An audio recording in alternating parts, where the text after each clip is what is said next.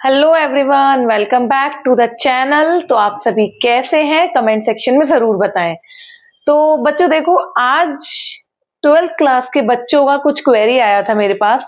तो ये वीडियो मैंने 12th क्लास के बच्चों के लिए बनाया है, क्योंकि उनका बीएसटी का एग्जाम है 28 को।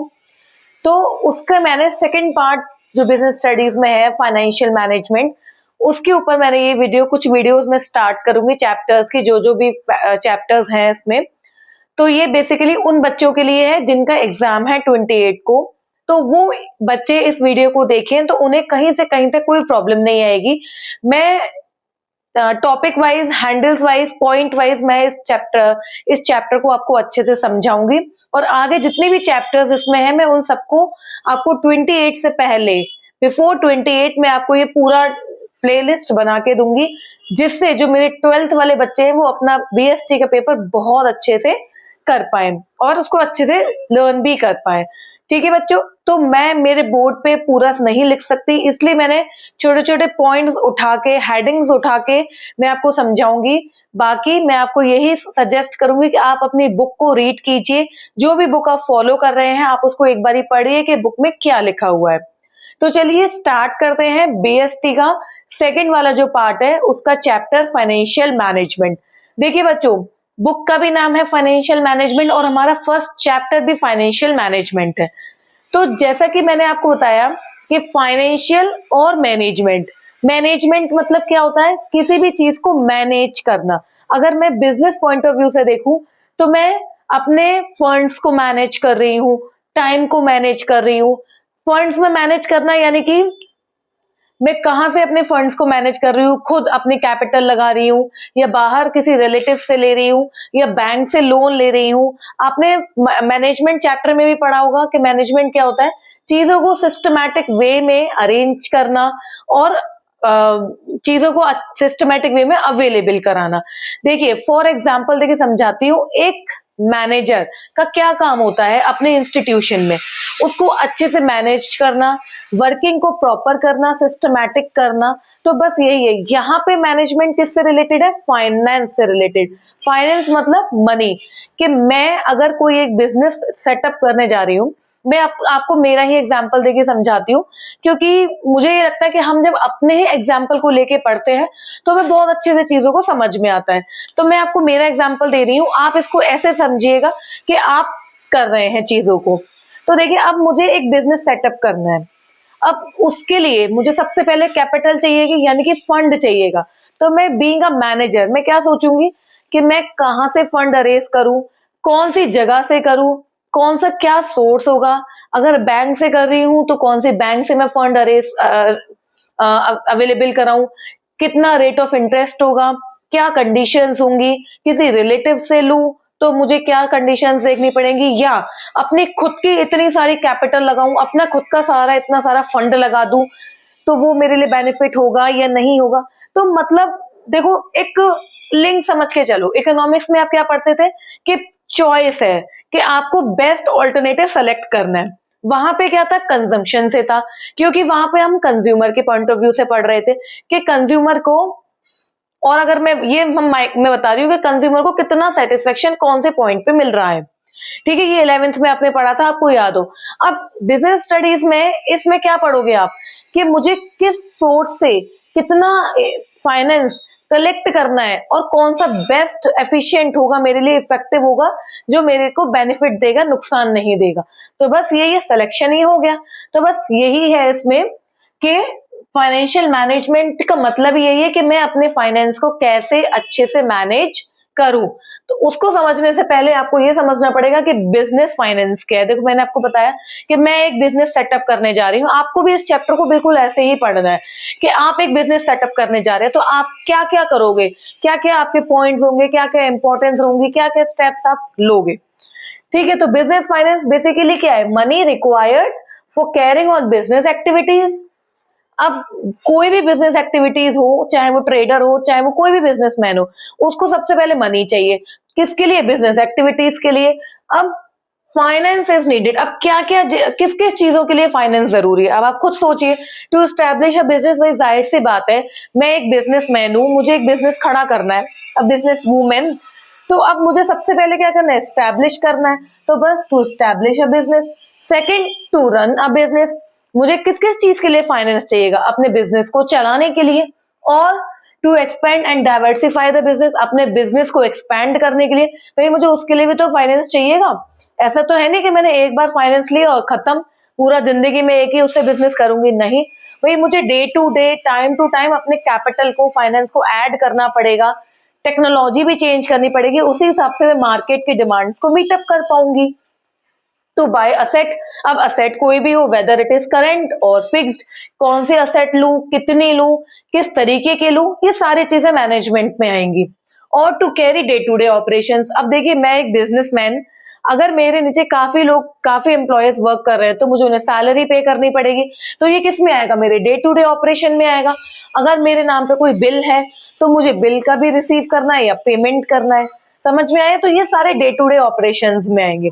अब हम शुरू करते हैं हमारा एक्चुअल टॉपिक, फाइनेंशियल मैनेजमेंट। तो देखिए it is concern with efficient procurement. देखिए एफिशिएंट मतलब बेटर वे में, कहां पे मुझे सबसे ज्यादा बेनिफिट मिल रहा है, मुझे वो ऑप्शन पिक करना है। तो एफिशिएंट और इफेक्टिव एक ही चीज हो गई, बेटर वे में।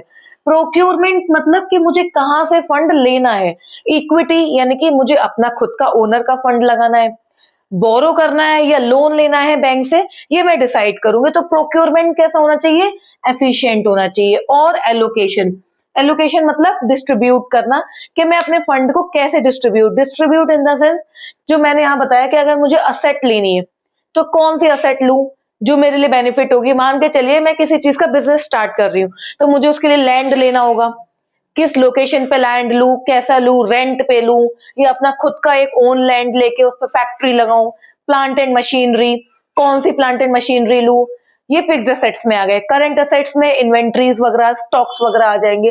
तो एलोकेशन ऑफ फंड। अब इसमें देखिए एफिशिएंट प्रोक्योरमेंट ऑफ फाइनेंस, ये मैंने आपको बताया कि कैसे प्रोक्योर करूं, कैसे अवेलेबल कराऊं, कैसे लूं अपने फाइनेंस को, किस सोर्स से लूं। एफिशिएंट यूटिलाइजेशन ऑफ फाइनेंस, वही मैंने आपको बताया कि इसका कैसे यूटिलाइजेशन करूं, कैसे डिवाइडेशन करूं कि जिससे मुझे प्रॉफिट हो, सरप्लस हो। ऐसा नहीं हो कि मैंने फाइनेंस अरेंज कर लिया, मतलब फंड अरेंज कर लिया और मैंने ऐसे ही डिस्ट्रीब्यूट कर दिया, तो वो गलत हो सकता है, मेरा बिजनेस लॉस में भी जा सकता है। तो मैंने अगर किसी से लोन लिया है तो मुझे उसे चुकाना भी तो पड़ेगा इन फ्यूचर, ऐसा तो है नहीं। और ऐसा भी नहीं है कि बैंक से मैंने लोन लिया और मैं उसे नहीं दूंगी, भैया ये भी नहीं है, मुझे रेट ऑफ इंटरेस्ट के साथ उसको प्रॉपर लोन चुकाना भी पड़ेगा, पे भी करना पड़ेगा। तो प्रॉपर यूटिलाइजेशन होना चाहिए। और distribution and disposal of surplus, देखिए सरप्लस की मैंने बात की, कोई भी बिजनेस पॉइंट ऑफ व्यू से सोचो, आप खुद सोचो, मैं भी अगर एक बिजनेस स्टार्ट करूंगी तो मेरा क्या पॉइंट ऑफ व्यू होगा कि मैं अपने बिजनेस को day to day, year to year expand करूं और अच्छे से अच्छा सरप्लस उससे जनरेट करूं, क्योंकि चीजों को मतलब बिजनेस एक कोई भी पर्सन करेगा तो वो प्रॉफिट मेकिंग के लिए ही करेगा, राइट। तो बस यही है, distribution and disposal of surplus for smooth working of company मेरी अच्छे से चलती रहे, मैं अपना बिजनेस एक्सपेंड करती रहूं और अच्छा मुझे सरप्लस भी मिलता रहे, राइट। तो आपको अच्छे से ये समझ में आ गया होगा। फिर भी मैं आपको बोलूंगी अपनी बुक से पढ़िए कि ये टॉपिक और क्या लिखा हुआ है। मैंने इंपॉर्टेंट हैंडल्स उठाए हैं क्योंकि बोर्ड पे मैं बहुत सारा, इतना सारा अरेंज डेटा नहीं करा सकती। अब इसके बाद हम पढ़ेंगे इंपॉर्टेंस ऑफ फाइनेंशियल मैनेजमेंट, कि क्या क्या इंपॉर्टेंस है। चलिए बच्चों अब स्टार्ट करते हैं हमारी इंपॉर्टेंस ऑफ फाइनेंशियल मैनेजमेंट, कि इसकी इंपॉर्टेंस क्या है, क्यों ये जरूरी है। ठीक है, फर्स्ट इंपॉर्टेंस देखिए क्या है, the size and composition of fixed asset, यानी कि आप कोई भी फिक्स्ड असेट लेने वाले हो तो वो उसका साइज कितना है, स्मॉल है, लार्ज है, ये डिपेंड करेगा हमारे फाइनेंशियल मैनेजमेंट पे कि हम कितना फिक्स्ड असेट लेने वाले हैं। फॉर एग्जांपल जैसे मैं आपको बताती हूँ कि मैंने अपना बिजनेस सेटअप किया, अब मुझे उसके लिए लैंड लेना है, तो अब मैं लैंड कितना बड़ा लूं, अपना खुद का लैंड लूं या खुद की इक्विटी यानी कि खुद का ओन फंड लेके परचेज करूं, तो मुझे बल्क अमाउंट में पेमेंट करना पड़ेगा। और अगर मैं रेंट पे लूं तो रेंट मेरा बल्क अमाउंट में पेमेंट नहीं करना पड़ेगा, पर मेरी असेट नहीं बनेगी। तो ये सारी चीजें किसमें आएंगी, इंपॉर्टेंस में आएंगी कि the size and composition of fixed asset, कि कितना फिक्स्ड असेट किस साइज में मैं लूं जिससे मुझे इन फ्यूचर उससे बेनिफिट मिले कोई लॉस ना मिले।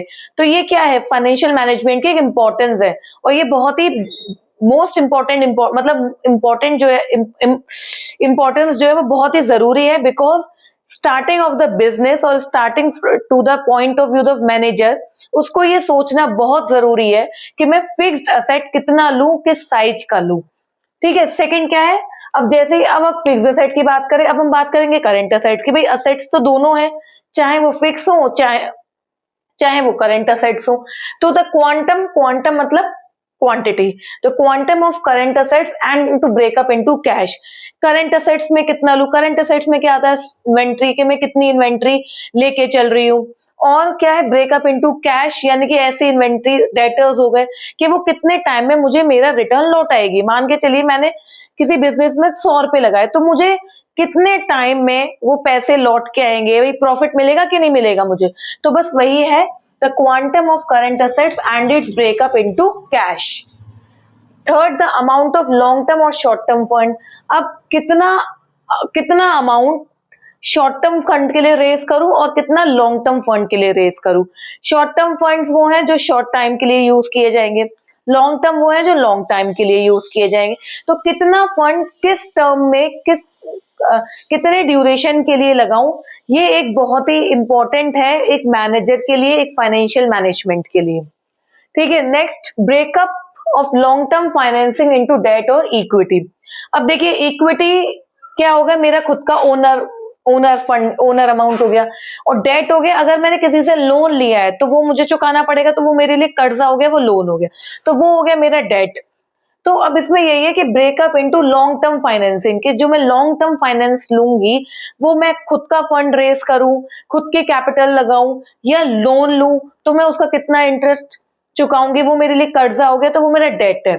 ठीक है। Next, all item in P and L account, profit and loss account. आपने प्रॉफिट एंड लॉस अकाउंट में पढ़ा होगा कि जितने भी सारे हैंडल्स हैं जो पी एंड एल में पढ़ते हैं हम, इंटरेस्ट हो गया आपका, अब मैं कैपिटल लगा रही हूँ तो मुझे उस पर इंटरेस्ट मिलेगा कि नहीं मिलेगा। सैलरीज हो गई मेरे एम्प्लॉयर्स की, मैं सैलरी पे कर रही हूँ। अगर कोई फिक्स्ड एसेट खरीद रही हूँ तो उसपे कितना डेप्रिसिएशन लग रहा है। तो जितने भी आइटम्स हम पे एंड अकाउंट के, आपने देखा होगा ये डेबिट साइड में लिखे जाते हैं, क्यों, क्योंकि ये सारे एक्सपेंसेस हैं हमारे। ऐसे रिवेन्यूज भी होते हैं, हर कंपनी में एक्सपेंसेस भी हैं तो रिवेन्यूज भी हैं, तो बस यही सारे इसमें आएंगे, उन सबको चेक करना। बेसिकली फाइनेंशियल मैनेजमेंट क्या है, मैंने आपको बताया ना, चीज का प्रोसीजर है, सिलेक्शन है कि मुझे कौन से पॉसिबल आउटकम सेलेक्ट करने हैं जो मेरे बिजनेस को एक्सपैंड करे। भाई मेरा ऑब्जेक्टिव ही यही है। अगर मैं आपको बताऊं, किसी का भी वो कोई भी बिजनेस ओपन करे, उसका मेन फोकस क्या है कि मुझे अपने बिजनेस की ग्रोथ करनी है, उसका एक्सपेंशन करना है और अच्छा प्रॉफिट मैक्सिमाइजेशन करना है। तो बस उसको करने के लिए ये सारे स्टेप्स, ये सारे इंपॉर्टेंस को पढ़ना पड़ेगा और उसको करना पड़ेगा। कोई भी एक फाइनेंस मैनेजर आपको यही गाइड करेगा कि आपको ये सारी चीजें माइंड में लेके चलनी है, तभी तो आप एक अच्छे फाइनेंस का अरेंज कर पाएंगे, तभी तो एक अच्छे बिजनेस को ग्रो कर पाएंगे, उसी से तो होगा। तो यही है all items in P and L account के प्रॉफिट एंड लॉस में मेरे कौन कौन से एक्सपेंसेस हैं, क्या क्या रिवेन्यूज हैं, उन सबको मैं एक बारी गो थ्रू करूं, चेक करूं, तब जाके मेरा फाइनेंशियल जो मैं बिजनेस से रिलेटेड लेने वाली हूँ वो मेरा अच्छे से होगा। अब आप देखिए ऑब्जेक्टिव मैंने आपको बता दिया, सोल ऑब्जेक्टिव मोस्ट इंपॉर्टेंट या फर्स्ट प्रायर जो ऑब्जेक्टिव होता है वो यही होता है, क्या किसी भी एक बिजनेसमैन का क्या होता है कि to maximise the wealth of equity share holder. Equity share holder मैंने बताया कौन होता है, ओनर होता है।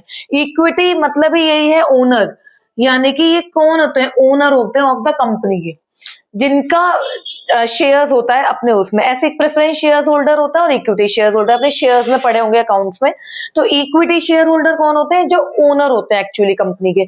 अब उनका क्या मोटिव होगा, क्या सोल मोटिव होगा कि उनको अपनी कंपनी की ग्रोथ करनी है, जो भी पैसा उन्होंने लगाया उसका प्लस प्लस प्लस प्लस चाहिए। फॉर एग्जाम्पल मैंने 1000 रुपए लगाए, अब मैंने अगर अपनी कंपनी में 1000 रुपए लगाए तो मैं यही चाहूंगी ना कि ये बढ़ता जाए बढ़ता जाए बढ़ता जाए, यानी कि प्रॉफिट ऐड होता जाए, फिर ऐड होता जाए, फिर ऐसे ही ऐड होते क्या होगा, मेरी जो प्रॉफिट की जो ग्रोथ है, वो एक्सपेंशन है, वो क्या होगा, बढ़ता जाएगा बढ़ता जाएगा। तो बस यही बढ़ता जाएगा। तो यही क्या है, यही मेरा एक मेन ऑब्जेक्टिव है। मेरा मतलब एक बिजनेस पॉइंट ऑफ व्यू से एक इक्विटी शेयर होल्डर का एक मेन मोटो यही होता है कि उसके बिजनेस को ग्रोथ मिले, एक्सपेंशन मिले, चाहे वो कोई भी हो। समझ में आया? अब इसके बाद इसके ऑब्जेक्टिव्स और फुलफिल करने के लिए हम 3 टाइप के डिसीजंस लेते हैं कि क्या जरूरी डिसीजंस हैं कि हमें ये प्रॉफिट मैक्सिमाइजेशन, ये हमें हमारी वेल्थ को एक्सपेंड करना है। तो उसके लिए कौन कौन से 3 मेन डिसीजंस हैं जो हर एक कंपनी को लेने चाहिए। तो उसके इस टॉपिक के बाद हम वो पढ़ेंगे। तो चलिए स्टूडेंट्स, हम स्टार्ट करते हैं इसके इंपॉर्टेंट डिसीजन। तो आई होप आपको फाइनेंशियल मैनेजमेंट की मीनिंग, इंपॉर्टेंस और ऑब्जेक्टिव बहुत अच्छे से समझ में आया होगा। मैंने बहुत ही सिंपल लैंग्वेज में आपको समझाया है। अब क्यों हम फाइनेंशियल मैनेजमेंट के जो डिसीजंस है वो हम लेते हैं, किस तरीके से लेते हैं, क्या इनकी इंपॉर्टेंस है, ये हम पढ़ते हैं, और कौन कौन से डिसीजंस हैं जो एक फाइनेंस मैनेजर को लेने पड़ते हैं। तो चलिए स्टार्ट करते हैं। देखिए 3 तरह के 3 मेजर फाइनेंशियल डिसीजंस हैं कि हर एक बिजनेस फाइनेंस मैनेजर को बिजनेस पॉइंट ऑफ व्यू से लेने पड़ते हैं। तो फर्स्ट है इन्वेस्टमेंट डिसीजन, सेकंड है फाइनेंसिंग डिसीजन और थर्ड है डिविडेंड डिसीजन। तो देखिए इन्वेस्टमेंट डिसीजन, नाम से ही पता चल रहा है आपको इन्वेस्टमेंट से रिलेटेड होगा कि हम अपने बिजनेस में कितना अमाउंट लगाएं और किस असेट पे लगाएं। समझ में आया? तो इन्वेस्टमेंट मतलब ये कि एक जो फाइनेंस मैनेजर है उसका सोल मोटो क्या है, सबसे पहले तो ये सोचना है कि मैं कितना अमाउंट लगाऊं और किस असेट पे लगाऊं, किस जगह पे लगाऊं जिससे मेरे बिजनेस की ग्रोथ हो। ऑब्वियस सी बात है, कोई डिसग्रोथ तो नहीं चाहेगा। तो बस वही है इन्वेस्टमेंट डिसीजन। क्या? How much fund is invested, कितना एक्चुअली इन्वेस्ट करूं, एंड इन विच असेट, और कौन सी असेट परचेज करूं। राइट, समझ में आया? अब जैसे एग्जाम्पल मैंने आपको लैंड का दिया था कि लैंड मुझे कहाँ लेनी है, किस लोकेशन पे लेनी है, कौन सी प्लांट एंड मशीनरी लेनी है, कौन सी टेक्निक यूज करूं जिससे मेरा ग्रोथ हो। समझ में आया? तो बस वही है कि कितना फंड इन्वेस्ट करूं और किस असेट में करूं। अब इसमें 2 एस्पेक्ट होते हैं, वो मैं आपको समझाती हूं। इसमें हम 2 एस्पेक्ट पढ़ते हैं, लॉन्ग टर्म और शॉर्ट टर्म। यानी कि मैं जो फंड अपना इन्वेस्ट करूंगी वो लॉन्ग टर्म के लिए, लॉन्ग टर्म में करूंगी और शॉर्ट टर्म, दोनों में करूंगी। तो लॉन्ग टर्म में मैं किस एसेट पे मतलब किस एसेट पे इन्वेस्ट करूंगी, तो इसमें आएंगे सारे के सारे मेरे फिक्स्ड एसेट्स। फिक्स्ड एसेट्स आएंगे। फिक्स्ड एसेट्स में क्या आ जाएंगे आपके? प्लांट एंड मशीनरी, है ना, आपका लैंड एंड बिल्डिंग, ये आ गए। और शॉर्ट टर्म में क्या आएंगे? मेरे सारे के सारे करंट असेट्स। अब करंट असेट्स में मेरे क्या आएंगे? इन्वेंट्री आ जाएगी कि मैं कितना, अब ये तो मेरा डे टू डे एक्टिविटी है ना कि मैं हर रोज चेक करूंगी कि कितनी इन्वेंट्री मेरी कम है, कितना स्टॉक मेरा कम है। मेरे डेटर्स आ जाएंगे इसमें कि किससे मुझे कितना उधार लेना है, देना है, ये सारी चीजें। तो ये किस में आएंगी? करंट असेट्स में आएंगी। ठीक है, और ये लॉन्ग टर्म में क्या आएंगे? Fixed assets. अब जो इन्वेस्टमेंट हम लॉन्ग टर्म बेसिस पे करते हैं उसको बोलते हैं कैपिटल बजटिंग इन्वेस्टमेंट। यानी कि जो इन्वेस्टमेंट हम लॉन्ग टर्म पे कर रहे हैं उसको मैं बोलूंगी capital budgeting investment.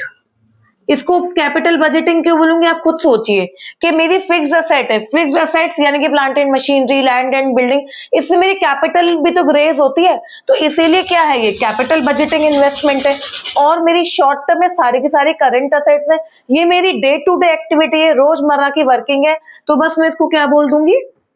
Working capital investment. क्योंकि ये मेरी डे टू डे बेसिस पे है तो मैं इसको क्या बोल दूंगी? Working capital investment. और लॉन्ग टर्म पे है तो कैपिटल बजटिंग इन्वेस्टमेंट। हमें ये लेके चलना है जब हम इसकी इंपॉर्टेंस पढ़ेंगे कि हम जो इन्वेस्टमेंट कर रहे हैं वो हम लॉन्ग टर्म के लिए कर रहे हैं, शॉर्ट टर्म के लिए तो ये simple day to day activities है, इनको हम इंपॉर्टेंस में नहीं काउंट करेंगे। जब भी हम इसकी इंपॉर्टेंस पढ़ेंगे, मैं भी पढ़ाऊंगी, तो मुझे ये लेके चलना है कि मैं सारी की सारी इन्वेस्टमेंट किस पे कर रही हूँ? लॉन्ग टर्म पे कर रही हूँ। क्यों? क्योंकि जब मैं किसी बिजनेस पॉइंट ऑफ व्यू से सोचूंगी तो मैं उसका जो रिटर्न देखूंगी वो लॉन्ग टर्म में देखूंगी, ना कि शॉर्ट टर्म में देखूंगी। और शॉर्ट टर्म में अगर आपको याद हो, हमने पढ़ा था शॉर्ट टर्म में सारे फैक्टर्स वेरिएबल भी नहीं हो पाते, तो इसलिए हम इसमें लॉन्ग टर्म में लेके चलेंगे, जिससे कोई भी सारी चीजें हम अच्छे से कवर अप कर पाए। तो देखिए फर्स्ट इंपॉर्टेंस क्या है, लॉन्ग टर्म ग्रोथ। अब जाहिर सी बात है कि मैंने किसी बिजनेस में इन्वेस्ट किया है, अच्छी लैंड लिया है या कोई प्लांट मशीनरी खरीदी है, तो मैंने वो क्यों खरीदी होगी, जिससे मुझे इन फ्यूचर वो अच्छा रिटर्न दे सके, राइट। तो अब अगर वो ही मान के चलिए मैंने बल्क अमाउंट में अपना कैपिटल लगा दिया और प्लांट एंड मशीनरी सोच समझ के खरीदी, पर वो नहीं चली, लॉस हो गया, तो क्या होगा, मेरा बिजनेस चलेगा ही नहीं, ग्रोथ की जगह ग्रोथ होगी ही नहीं उसकी, तो वो मुझे नुकसान होगा, लॉस देके चला जाएगा। तो एक फाइनेंस मैनेजर के लिए सबसे इंपॉर्टेंट डिसीजन यही है कि जो भी वो लॉन्ग टर्म में इन्वेस्टमेंट करेगा वो किस एस्पेक्ट में करेगा, कितना करेगा और किस असेट पे करेगा। समझ में आया? तो बस यही है लॉन्ग टर्म ग्रोथ, कि हमारी ग्रोथ लॉन्ग टर्म में कितनी आ रही है। सेकेंड है लार्ज अमाउंट ऑफ फंड। अब देखिए बच्चों, क्योंकि हम लॉन्ग टर्म में बात कर रहे हैं, फिक्स्ड असेट की बात कर रहे हैं, तो इसमें कैपिटल भी बहुत ज्यादा लगेगी। ऐसा तो है नहीं कि मैंने 10 लाख रुपए लगाए या 1 लाख रुपए लगाया तो मेरा बिजनेस स्टार्ट किया, ऐसा नहीं। बहुत सारा बल्क में अमाउंट लगता है, तब मैं किसी एक बिजनेस को सेटअप करती हूँ या कोई भी फाइनेंस मैनेजर करता है।